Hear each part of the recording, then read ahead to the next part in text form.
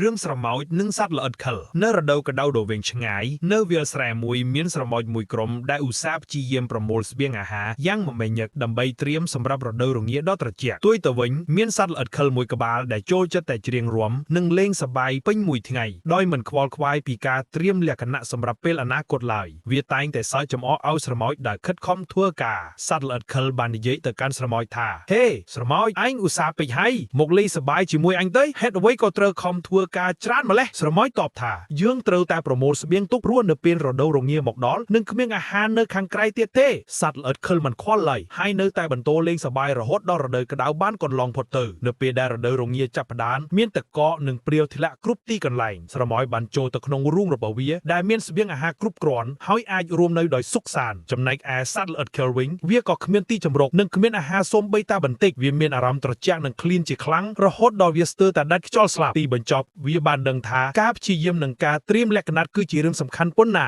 មេរៀនអប់រំការឧស្សាហ៍ព្យាយាមនិងការត្រៀមលក្ខណៈសម្រាប់ពេលអនាគតគឺសំខាន់ជាងការលេងសប្បាយដោយឥតប្រយោជន៍